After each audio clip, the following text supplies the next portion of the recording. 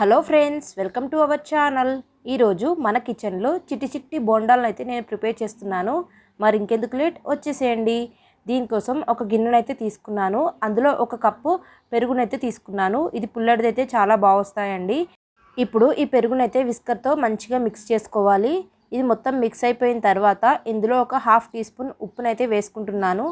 అలాగే ఒక half tea spoon వంట సోడాను కూడా వేసుకుంటున్నాను. ఇవి రెండు వేసుకొని ఒక నిమిషం పాటు మంచిగా మిక్స్ చేసుకోండి. ఇవి మొత్తం మిక్స్ అయిపోయిన తర్వాత ఇప్పుడు మనం ఇందులోకి 1 టీ స్పూన్ ఆయిల్ అయితే వేసుకోవాలి. ఆయిల్ వేసిన తర్వాత మనకు ఇందులో కొంచెం రియాక్షన్ అయితే అవుతుందండి. చూడండి, ఇట్లా బబుల్స్ లాగా అయితే మనకు ఫామ్ అయితే అవుతాయండి. ఇందులో ఒక కప్పు మైదా పిండిని అయితే వేసుకుంటున్నాను. 1 కప్పు పెరుగుకు 1 కప్పు పిండిని అయితే వేసుకోవాలి. పిండి వేసుకొని మొత్తాన్ని మంచిగా మిక్స్ చేసుకోవాలి. దీన్ని కలపడంలోనే మనకు టేస్ట్ అంతా ఉంటుందండి. అలాగే మనకు మంచి షేప్లో రావాలన్నా కూడా మనం కలిపే విధానంలోనే ఉంటుందండి. ఒక 10 to 15 మినిట్స్ పాటు మంచిగా కలుపుకోవాలి. దీన్నైతే కావాలంటే కొన్ని వాటర్ వేసుకుంటూ కూడా దీన్నైతే కలుపుకోవచ్చు. ఇప్పుడు దీనిలోకి ఒక హాఫ్ టీ స్పూన్ జీలకర్ర కూడా వేసుకుంటున్నాను. వేసుకొని ఒకసారి మొత్తం మిక్స్ చేసుకుందాము.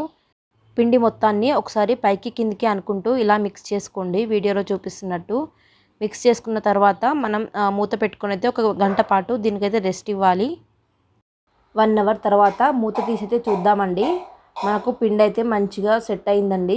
ఇప్పుడు మనం గ్యాస్ ఆన్ చేసుకొని డీప్ ఫ్రైకి సరిపడా ఆయిల్ అయితే వేసుకోవాలి. ఆయిల్ బాగా హీట్ అయిన తర్వాత మీడియం ఫ్లేమ్లో పెట్టుకొని చిన్నగా బోండాలు అయితే వేసుకోవాలండి. ఆయిల్లో పట్టే మందం మొత్తంగా మనం వీటినైతే వేసుకోవాలి. ఒక 2 మినిట్స్ ఇలా ఫ్రై అయిపోయిన తర్వాత మనం ఇంకో సైడ్కి అయితే వీటిని టర్న్ చేసుకుందాము.